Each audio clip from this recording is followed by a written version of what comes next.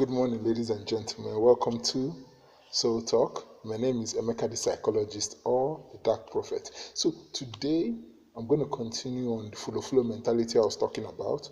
But I'll focus on the negative aspect of full mentality because I think the positive is not even worth talking about. So, I think we'll learn more by focusing on the negative of full mentality. So, like I said in the past, full mentality is just you doing something, following the crowd when you are faced with a decision that maybe overwhelms you, or a decision that you are not sure of, or maybe even be a decision that you are sure of. You just feel, let me suppress my own ideas, let me just follow the crowd. So, I'll talk about some of the negatives of it, but there are so many negatives of it, but I'll just focus on a few because the ones I feel that is very important. So, first of all, when you engage in this full mentality, which a lot of us in Nigeria do, and I mean a lot of us do, when you engage in it, is a sign of lack of faith in yourself. Understand? The reason why you follow the crowd in decisions in decisions is because you don't have faith in your own decisions. That's why you follow the crowd. Because if you have faith in your decisions, then you will not follow the crowd. You will stand your ground and say, no, this is what I want. I don't want to do what other people want to do. This is what I want to do. But since we lack that faith in ourselves, either even as a person or as a group, we tend to swing to what the crowd is doing because we feel that if we join the crowd, at least the multitude means what we are doing must be right. When you have to make a decision, if you feel the crowd are leaning one way, you feel confident that, if they're leaning that way, let me just join them, they may be right. And that's a sign of you lack faith in yourself. So that's very, very important. And this issue of lack of faith is a very important thing because I remember there was a scientist in Nigeria that said he came up with a way to alleviate AIDS. That he came up with something like an end HIV in Nigeria.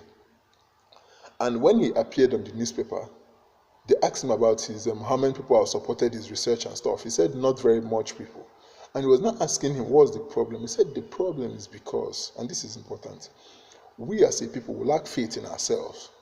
If a white man came up with a pharmacy or whatever and said, I found the cure for AIDS or something, we in Nigeria are going to rush him and say, wow, this is where, Uncle, Mister, hey, let's join. But because he's a black man, we make joke of it, say, how can he even find the cure or whatever, he's just a herbalist or just when he's nobody, he's just wasting our time, it's a con game or something, we'll come up with whatever.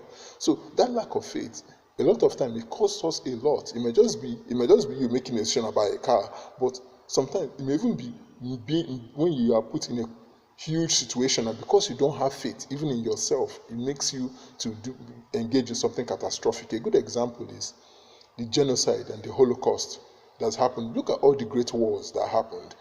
Some part of it, full mentality influenced it. They are fighting, so I will join them. This country is fighting, I'm going to go and join that country and fight. Nobody says, no, we're not fighting. This is nonsense. But because of full mentality, do those things. So another area of it is full mentality brings disrespect to the person who is doing the following.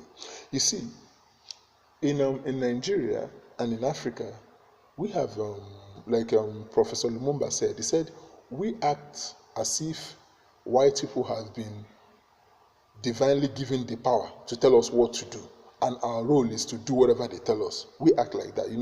Every time the UN or whatever white person organization gives us, this is how you're going to run the country, we accept it and we do it.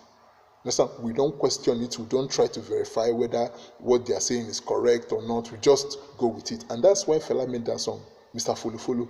He said that when you are following, open your eyes, look at what you are following. Ask yourself, is this thing right? Is this thing wrong? But in Nigeria, whatever UN, IMF, whatever organization just tell us to do, we just do it. And we now get surprised when the outcome becomes something else we did not anticipate. And we now wonder, what went wrong? The issue is, when we are following white people, which I know that we cannot get rid of because it's very difficult to stop following white people as Africans, just the idea of having our own belief in something and saying no to white people is it's so difficult. I don't know why, but it's so difficult, at least for some of us. But in this fellowship, we should be able to delineate this is what we want and this is what we don't want. You understand? That is very, very important, because if not, it's going to cost us a lot. Okay, the third part again is that follow mentality can be very detrimental. And what I mean that it can be very detrimental, if you look at our music videos now, you can see young rappers and actors and actresses trying to be what they are not. You can see one of these actors, I don't even know their names, but you can see them wearing clothes that you know that they are just far expensive. You can see them wearing Louis Vuitton, Gucci, or you see Davido with diamond rings, or you see maybe whoever with their phantom showing off in their music videos. You know that these things, some of them don't have it in reality, and it's just a show. And Instagram showcases all these things. You know they don't have it, and it's just a show. But when people see it, some people obviously assume they have it, and they feel that, or they feel the pressure to go and get it. And what I mean by detrimental is the aspect of this fellowship of white people culture and white people way of life is detrimental, because our own values, our own little values we have, gets eroded in the process. You understand? We live in a society now in Nigeria where it's all about money. Get it, nobody wants to know how you got it, just get it. And so our values now become secondary to making money. So it's no surprise why somebody kills some woman in the street and take her hair to go and make money. Money has become more important than human life. So you expect that kind of behaviors regularly for a country where money is all, money is king. So another aspect of it I would like to say is when you are doing follow mentality, it's difficult to actually be in control of your life. You see, imagine a race where I'm running with somebody and I'm following the first person, I'm following that person, and the race has a finish line, of course. It's difficult for me to actually come first if I'm following that person. That person is going to come first. But if I get out from behind him and run past him and get to the finish line, then I come first.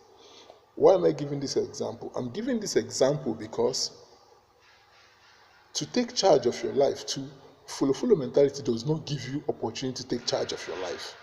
It gives you the opportunity to, in other words, imitate the life of the person you are following. And in other words, you insult yourself, because when you imitate the life of another person, what you are trying to tell us is that your life is not even worth following.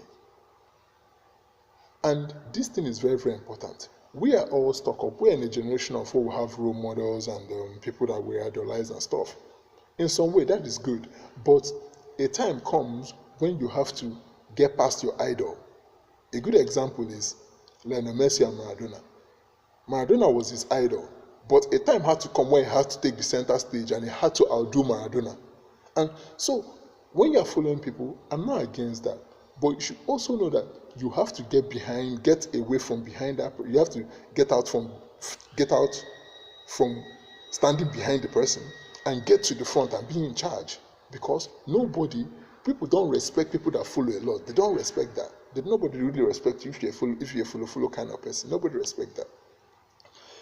And that is very, very important, because as Africans, we have to take charge of our life so we can lay a footprint in this world so people can know that we were here.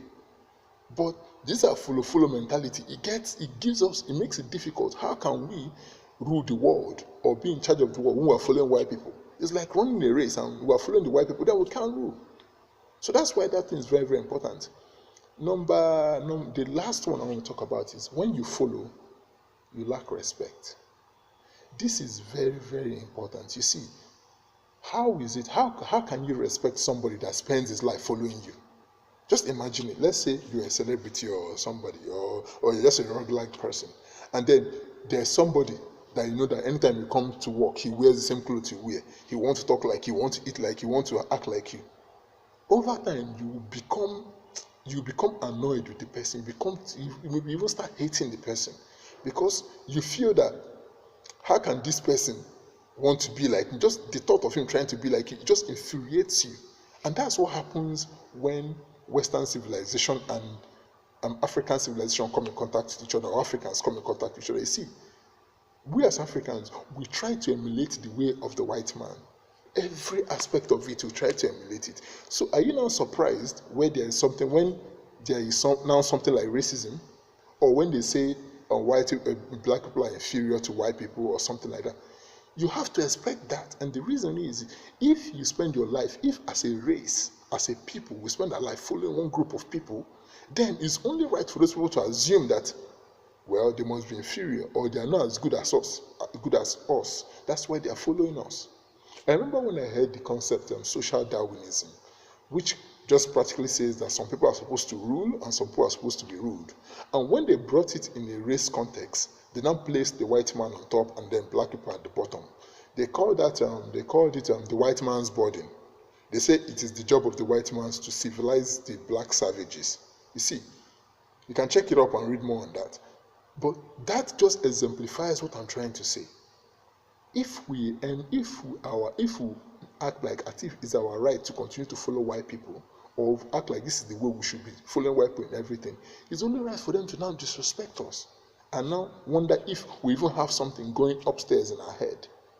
The truth is, we have to form a way of life that is conducive to us, and we resist the pressure to imitate the white people, and then try and rule this world, because we have been ruled, and this ruling, I don't like it. We are getting trampled upon. So we as a people have to be imaginative, come out and rule, and stop imitating white people as if it's our external job to imitate them. So that's what I want to say. So I hope this message is not based on anger or anything. It's just observations, and sometimes I'm passionate about what I do, and I'm passionate about what I do actually. So the thing is, let's just think about this and look for ways where we can improve ourselves and make an imprint on life, and stop following white people all the time. Let's do our things our own way and see how it works. Okay? Have a good one. Like it, share it, tweet it, and I hope you enjoyed it. So have a good one. Bye.